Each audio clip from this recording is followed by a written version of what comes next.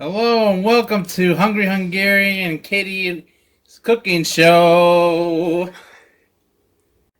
The hunger dream of the day is heated macaroni salad. That's right, I'm going to make my specialty spicy macaroni salad.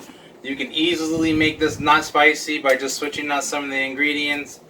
I can't wait to get started. I look forward to you making this recipe for your next football party or 4th of July or whatever. Honestly, it's just really good just because. So I'm going to show you this great, fantastic side dish, and I can't wait to get started. Here we go. Alright guys, first things first, we're going to throw some pot of water on the stove. Wait for that to come to a boil. We're going to start roasting our peppers, which in this case I got some jalapenos roasting right now. We're just going to char them up on the stove, and then we're going to throw them in a bowl and cover them up and let them steam out so we can get all that char off of them. You can do this with all your peppers. This is another way to add flavor to it. You can do this or you don't have to do this. It's up to you. This will kind of make them a little more extra spicy when you do this because it'll bring out the oils. So I do recommend wearing gloves or just wash your hands really, really well when you're done working with these peppers. Now, how long do you have them on here for? This is just up to your stove. I can't give you time. You're just looking to kind of char all the way around. So like a marshmallow. Yeah, exactly. And you're roasting a marshmallow. So right here we got this one going. So we're just going to char that. Oh, there goes the stem. Oh. Little candle there. Yeah. Oh, there it goes. So we're just going to char this. You can also do this in the oven too. You're just going to rub them with a little bit of oil, the high heat. But it's so much faster and easy just to do this on the stove. Can you do this with all kinds of peppers? You can do this with all kinds of peppers. It'll just bring out such great flavor when you do this. That's what makes my macaroni salad. Like I said, you can do this with just bell peppers. I thought I had some poblano peppers on hand, but I don't, so I'm just going to improvise and use some bell peppers. But that's another way to add some extra little heat to this too. But like I said, if you don't like it spicy, just use all bell peppers and don't use jalapenos. You want to make it colorful, you can use red, yellow, green. Which are just as delicious. Exactly. But not spicy. Not spicy. Bell peppers are not spicy at all. And then we were talking about Anaheim chilies versus poblano chilies, and you said that Anaheim's just a teeny bit spicier than in my opinion they are. But and then jalapenos, where would you put that at than poblanos? Above poblanos. Above, but not too far above, huh? Above. Is it above? Big difference. Big difference. To me, poblano peppers are not spicy, but then I like to eat habaneros, so. And my other question is, when this is done, do you save the char or do you wash that off? Throw it away. It's what you're charring is the wax that's on the pepper. So right now we got this. Turn that flame off and I'll show. So we got that char. Wow, they look like non-edible things, don't they? But you know what, you guys? There is some deliciousness going on just beyond the surface. So we're just going to wrap this with some plastic wrap. Looks like burnt pickles. Do you put it out on the counter? Yeah, just leave it on the counter. You don't need to put it in the fridge? No, you don't. You don't want to put it in the fridge. Yeah, you're just going to steam it out. Steam it out on the counter. Set it on the counter. And then we're going to let that cool down while we work on our other ingredients. Alright guys, simple way to knock out this bell pepper is I like to cut off a little bit of the ends first. Oh, we even have a core too that you can show. Is it a core? Yeah, but I don't use it, so. I know you do. You cut off both the top of the ends, and then we're going to slice down our knife like so.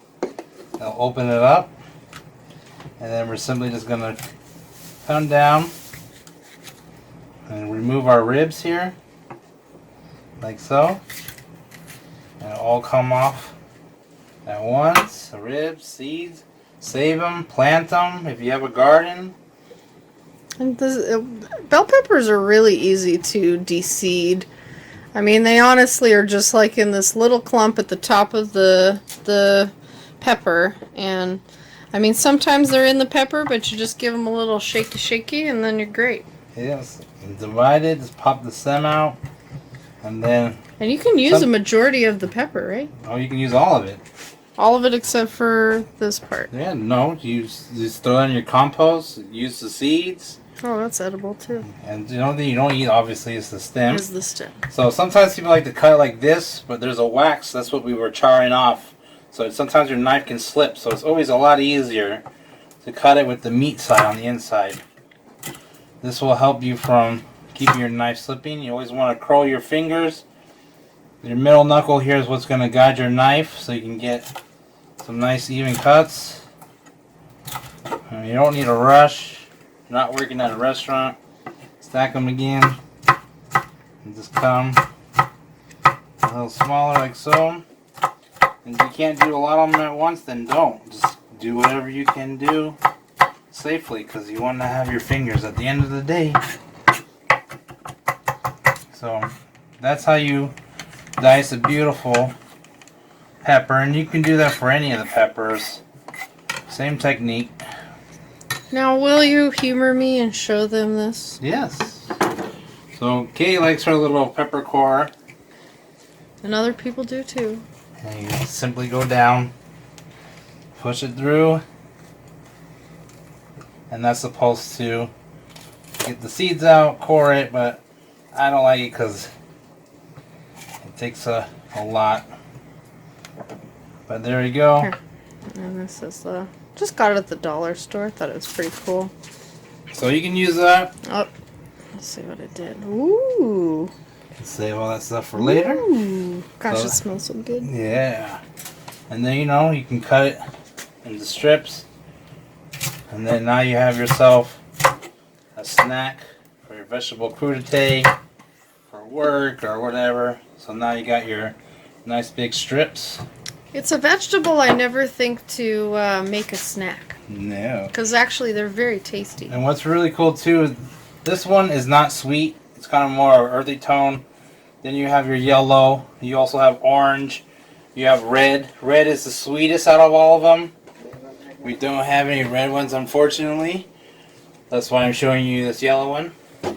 And from what you have said too, is they're all the same pepper Pretty at much. different growth states, right? Alright guys, our water's starting to boil, so I'm going to throw in our macaroni noodles. So now that our water is boiling, I'm going to top in just a little bit of salt. We want the water to just taste like seawater.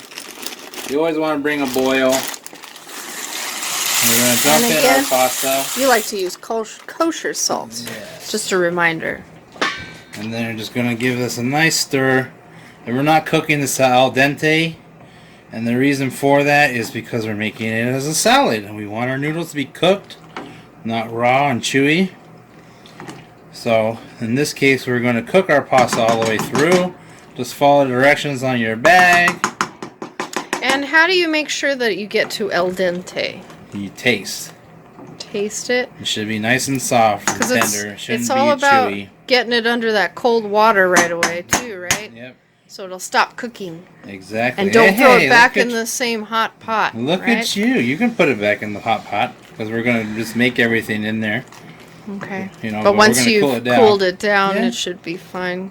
Okay. You can make this a one pot thing, but just throw it in a bowl. No big deal. You are the master of your own kitchen. I'm just showing you how to do this as best I can. Do you prefer a wooden spoon? Yes, because I don't scratch the pots, so I love my wooden spoons. So we're going to wait for that to come to a boil again. I'm going to set a timer, which looks like it's just about to start boiling, so I'm just going to set it for 8 minutes and check it. So and now we're going to cut up the rest of our ingredients. Okay, so our noodles are done. We are going to drain this carefully. Grab your pot holders and we're going to take this to the sink. So pour away from you. You can see all that hot steam. You don't want it to burn you or your face, so make sure you always look away. So we're going to Now quickly put some cold water on this. This will help stop the cooking, like Katie was saying. Because just because you take it out of the pan and put it in here doesn't mean it didn't stop cooking. Exactly. Doesn't mean it doesn't stop cooking. You know, it's another thing that you made me realize about, like, when you're cooking stuff in the oven. To be honest, it never even dawned on me, like, when you take it out, oh, it might still be cooking, because you just literally took it out of a very hot temperature into another extremely different temperature, and it takes a while for that to cool down. Exactly. Unless you help it along. Well, that's why people overcook their food, because they don't realize that, and they just pull it out at the temperature that they tell you to. Like chicken, you don't pull it out at 165, pull it out at 160, and just let it sit there for about 10 minutes, you know, loosely covered with some foil, or you don't even need to do that, really. And in this case, sink cold water is just fine, temperature-wise.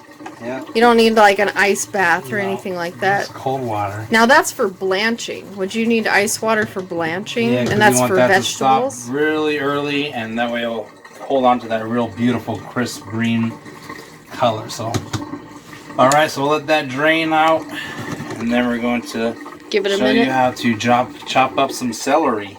All right, so we got a forever vegetable, which is celery, because you can literally cut it about right here, stick it in some water, a bowl of water, roots will start to grow, and it'll start growing some new shoots.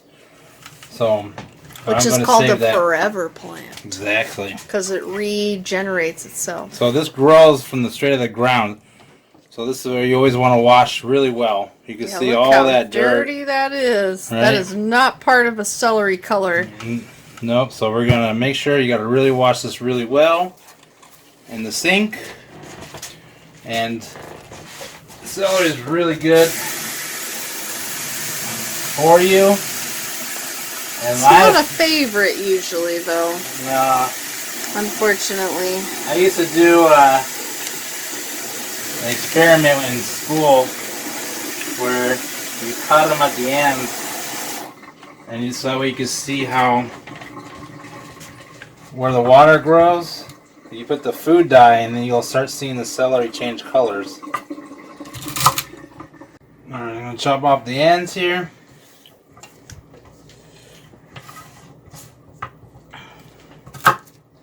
Tops off.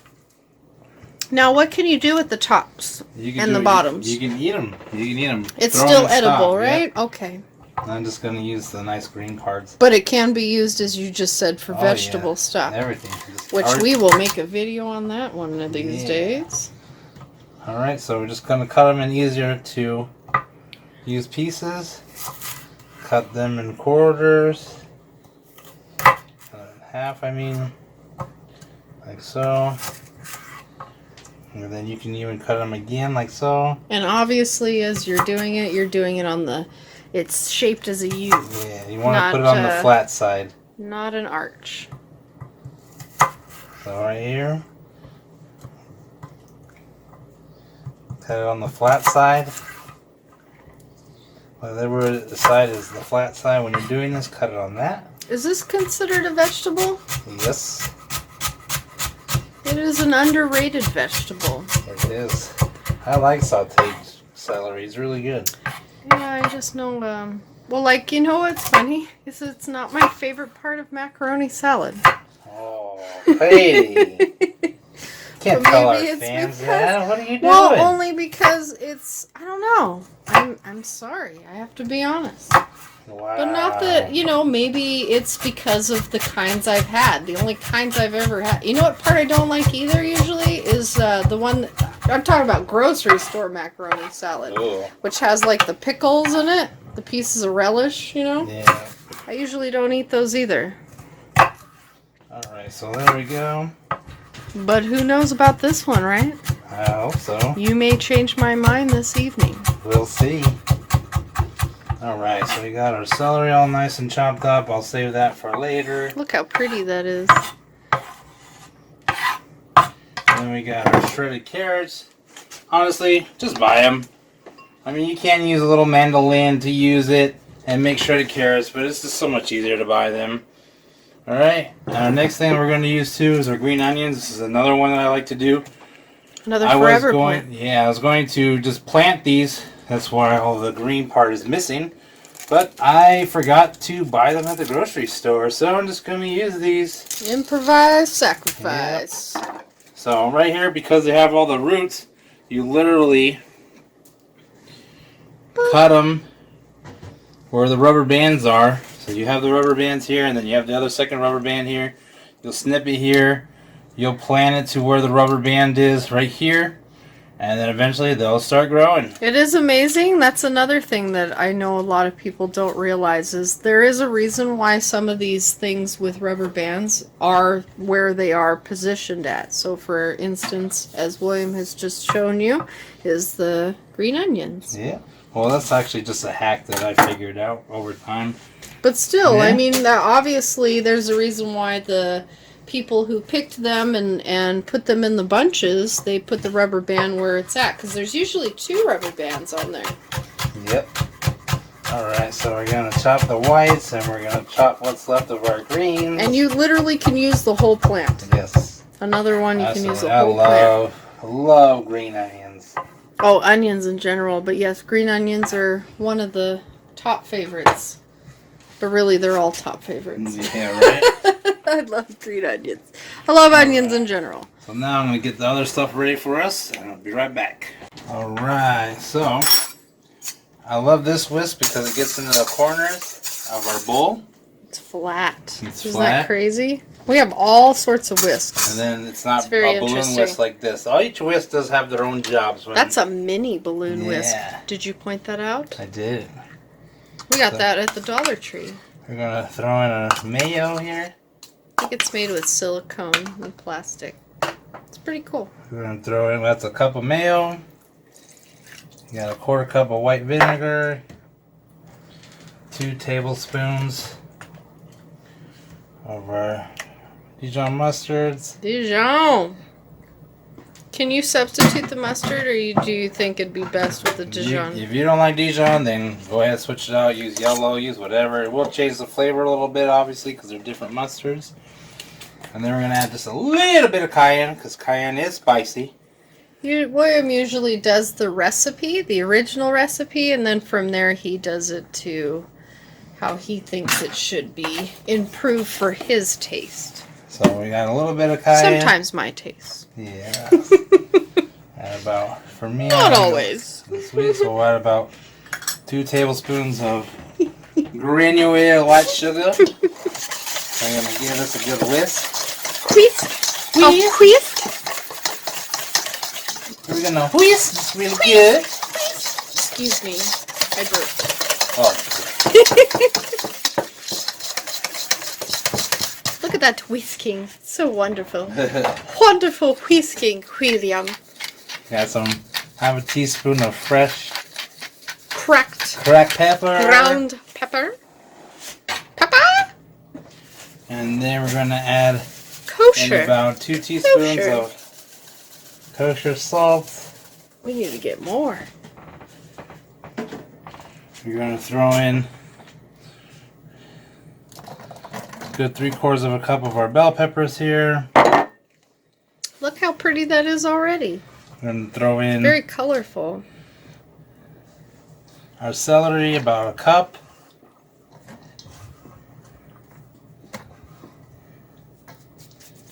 Beautiful. We're going to throw in our carrots now. Boom. About a Sprinkle half a that cup. in. Throw in our green onions. Last but definitely not least, to me, one of the stars of the show of this recipe. Yes, The right. green onion. Green onion, about a cup or so. But for me, my star is the roasted jalapenos. Roasted jalapenos. And so the way we're going to do this. So did anything happen in the meantime letting him rest? Yeah. They kind of dehydrated a little bit? No, not or dehydrated, just cooked. But what it did is the steam loosened up the... Can you show a little bit of what Skin. you're peeling off there? A little So- closer. Just peeling off There you go. the char Wow, what a velvety green. This will bring out some nice fire roastedness. And like you said, you can do this with any peppers. Yes, I would do this with all the peppers. Used to do that at Freebirds.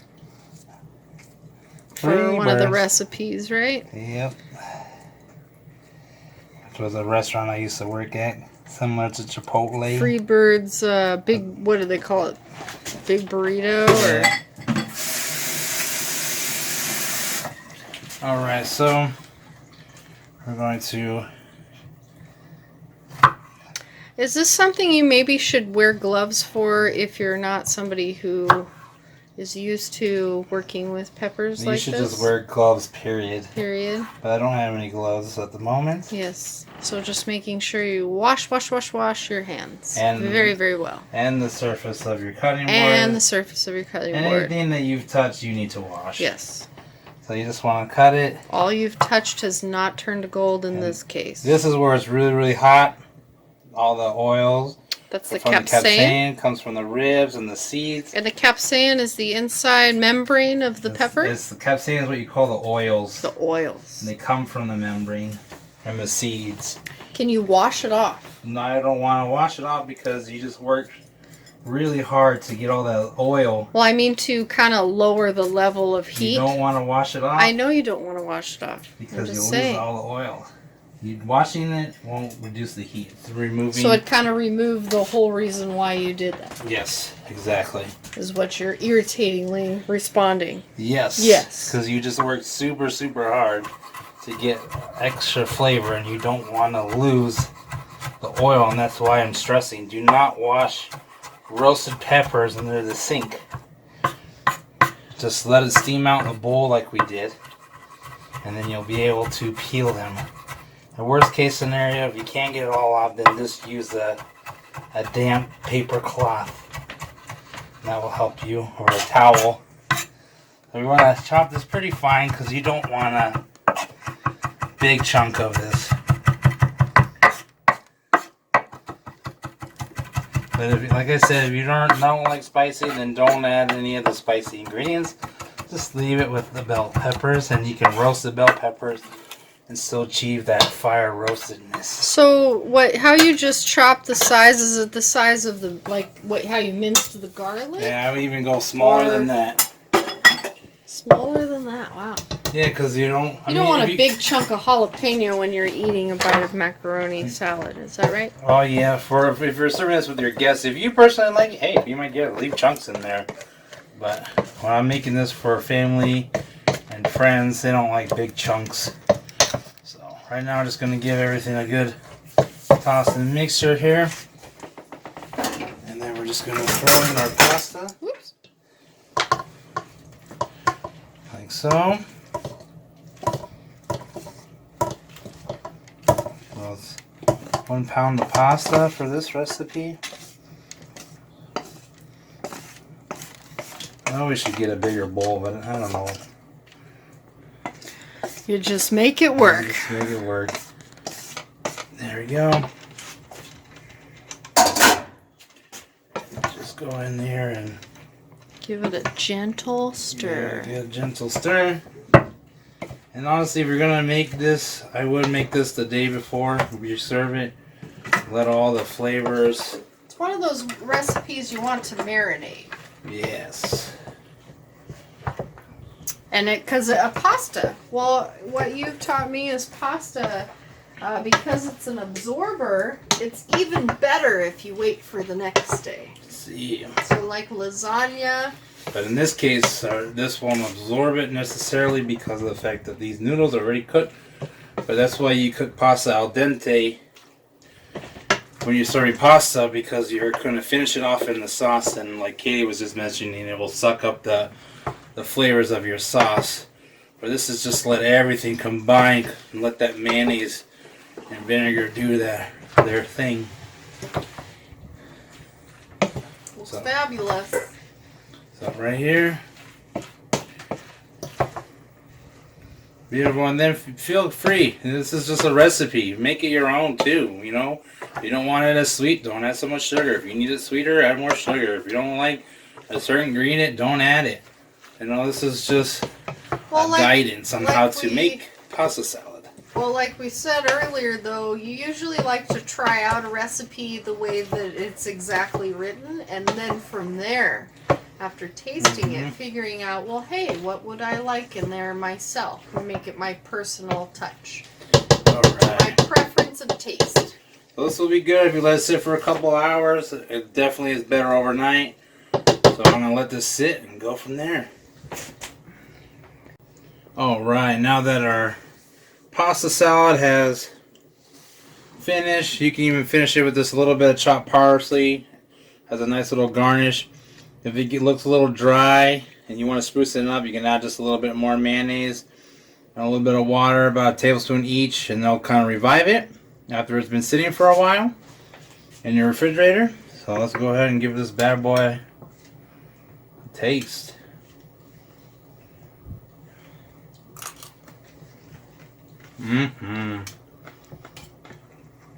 Wow. Would you serve that at your family picnic? I definitely would serve it at a barbecue picnic, yep. Barbecue family picnic? I don't know if I tell my family I made it for them. That's really good. Just spicy enough. Not more than a jalapeno level. This is And really, a little really crunchy. good. And nice crunchy, and you got the softness of the noodles. Nice balanced texture. I don't like everything tasting the same, like mush. So very fresh, very clean. Thank you guys for joining us. And remember, live, love, and eat.